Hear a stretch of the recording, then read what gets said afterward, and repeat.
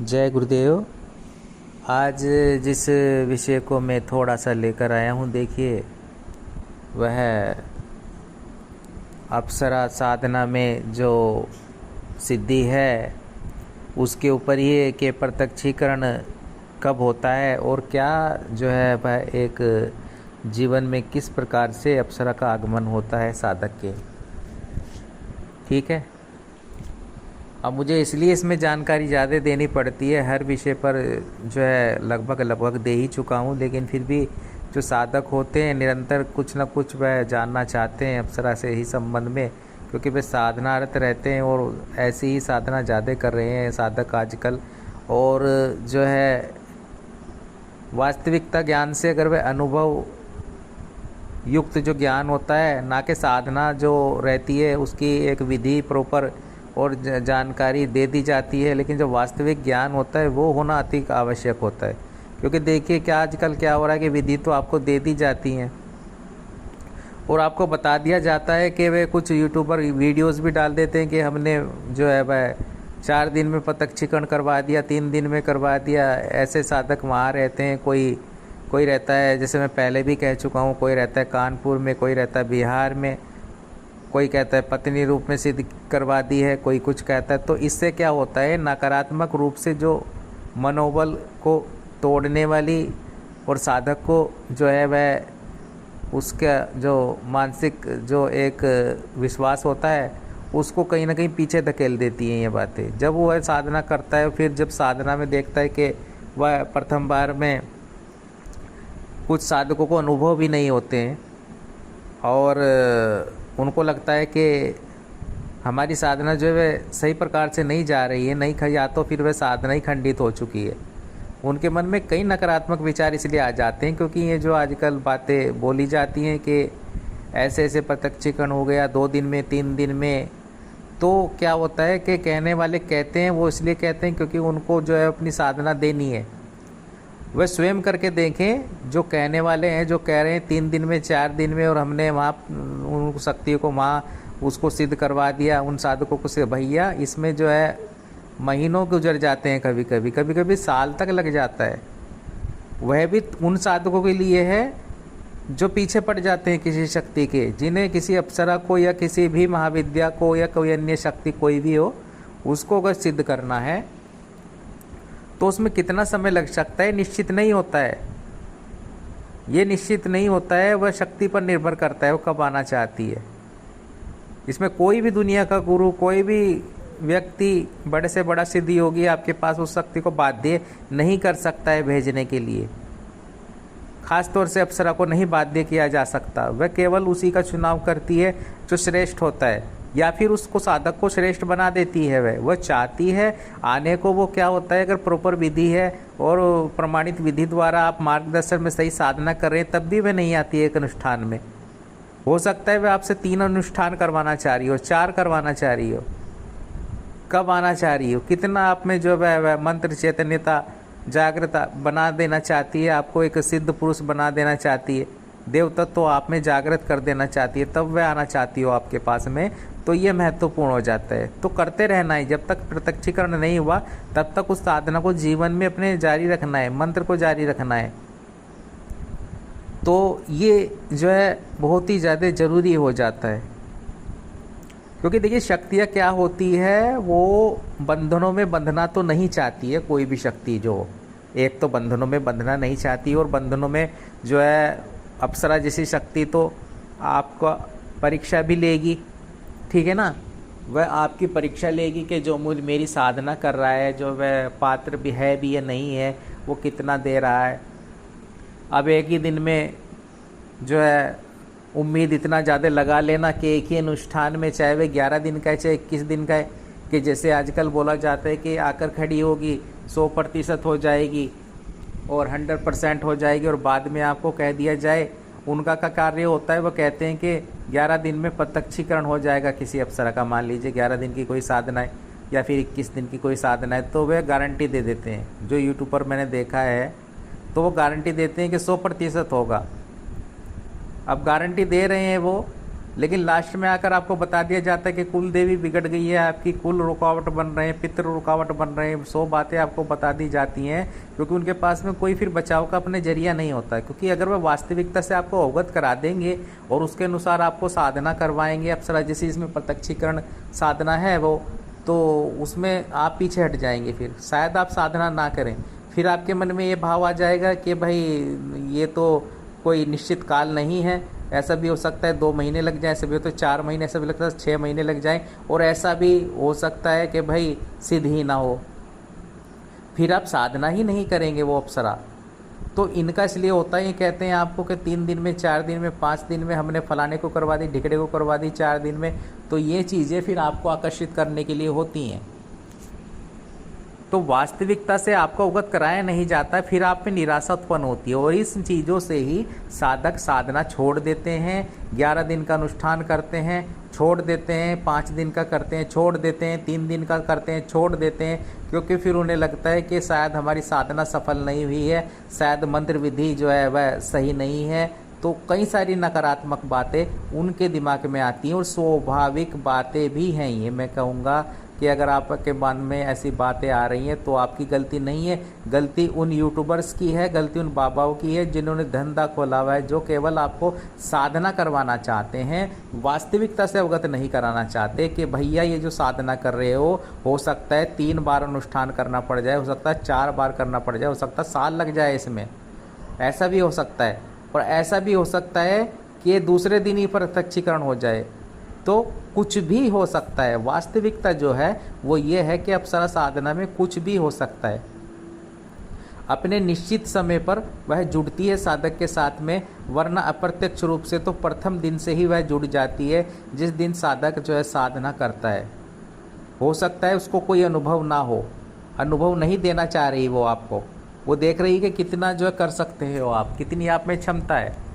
छोड़ दोगे तो छोड़ दोगे, छोड़ दोगे तो उसके सामने आ जाएगा ना, उस अप्सरा के सामने आ जाएगा कि आप छोड़ रहे हो। एक अनुष्ठान 11 दिन का, 21 दिन का किया आपने, आप छोड़ दिया, उसने ये आपकी पात्रता पहचान ली।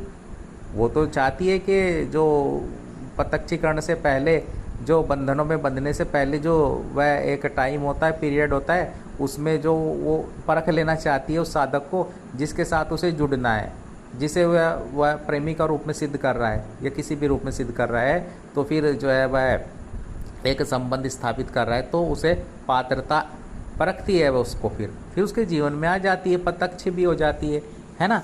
तो क्या होता है कि वास्तविकता से अवगत होते हुए जब कोई साधक साधना करता है और उसे बताया जाता है कि, तो फिर उसमें निराशा नहीं होती, फिर वो आगे बढ़ता है, फिर वह उसे ये महसूस हो जाता है कि मेरी साधना में कोई कमी नहीं है, मैंने जो विधान किया है, जो जिस विधान द्वारा साधना कर रहा हूँ उसमें कोई कमी नहीं है, मेरा जो मंत्र जप कर रहा हूँ मैं खुद से, उसमें कोई त्रुटि नहीं हो रही है, पूर्ण विधि विधान पूर्वक साधना संपन्न हो रही है, और जो है मैंने किया है अनुष्ठान, लेकिन मुझे आगे लेके चलना होगा, शायद एक अनुष्ठान और करना पड़े, ऐसा भी हो सकता है तीसरा अनुष्ठान करना पड़े, है ना।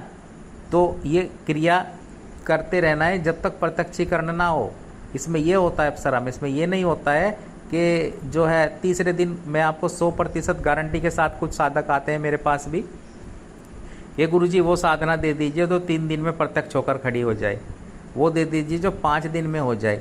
तो दे तो मैं वही साधना रहा हूँ आपको जो 5 दिन में भी होती है, जिसका अगर किसी अप्सरा का 11 दिन का विधान है तो 11 दिन में भी वह प्रत्यक्ष होती है, ये भी हकीकत है। 21 दिन में होगा तो 21 दिन में भी प्रत्यक्ष होती है, ये भी हकीकत है। लेकिन इसके पीछे वह जो आपकी ऊर्जा रहेगी वो भी तो ज़रूरी है। अब ये जो 21 दिन की हैं, 11 दिन की हैं, तब प्रत्यक्षीकरण इनमें होता है, या तो आपने पहले से कोई साधना में सिद्धि प्राप्त की हुई हो किसी अन्य देवी देवता की, इस लेवल का आपका ऊर्जा हो, या दूसरा यह है कि जो है आप पूर्व जन्म से आपने उस अप्सरा की साधना की हो, है ना, जिसकी अब कर रहे हो, तब इसमें सिद्धि उसी साधना काल में मिल जाती है। फिर आपको उसका दूसरा जो है अनुष्ठान करने की ज़रूरत नहीं, तीसरा अनुष्ठान करने की ज़रूरत नहीं पड़ती है।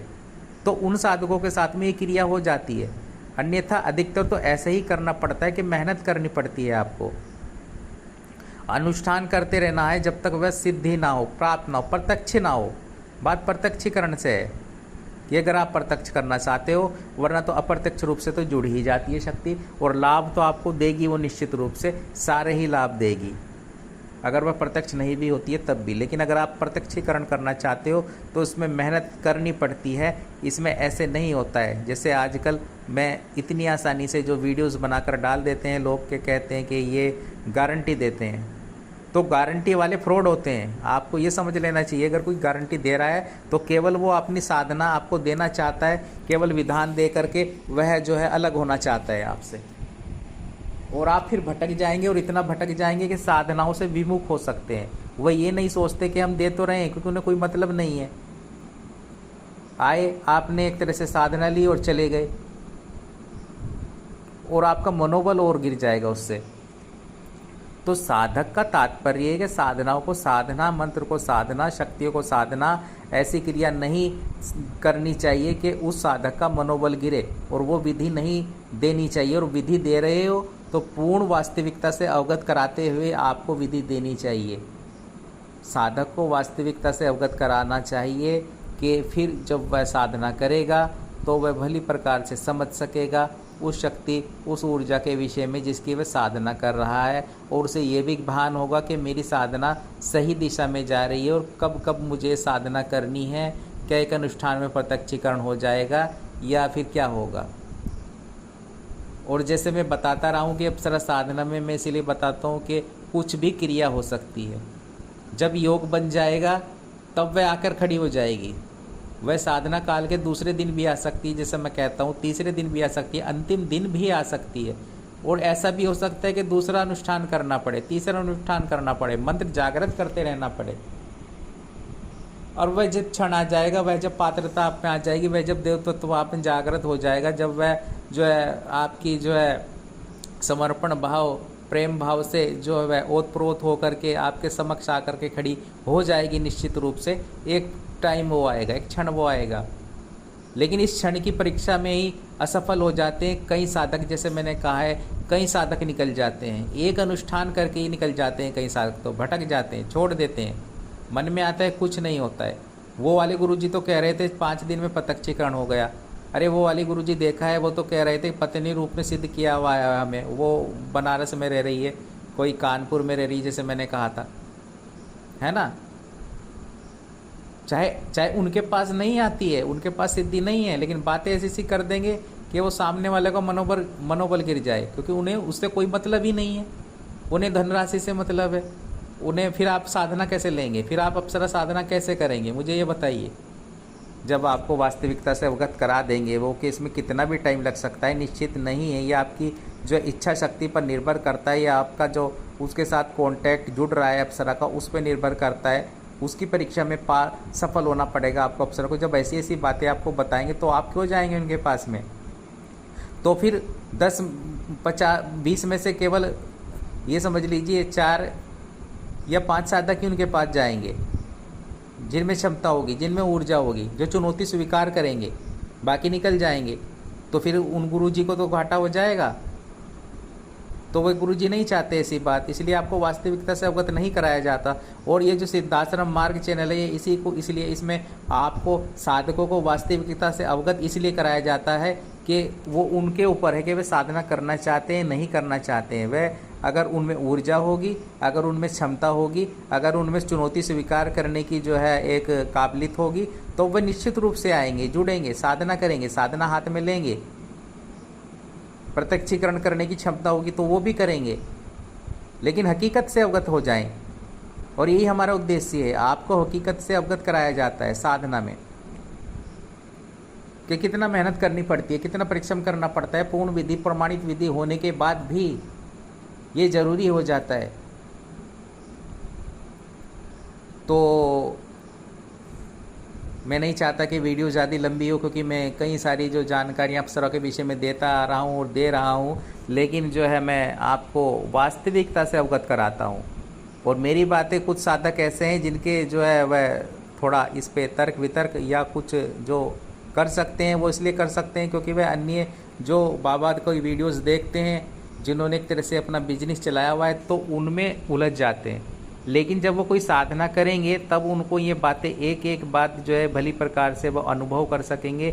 जो मैं कह रहा हूँ कि इसमें सत्यता है या नहीं है वे स्वयं से जान सकेंगे। इसीलिए मैं कहता हूँ कि आप स्वयं साधक बने, साधनाएं करें, खुद के अनुभव से जो चीज़ें आपको महसूस हों उस पर चलें,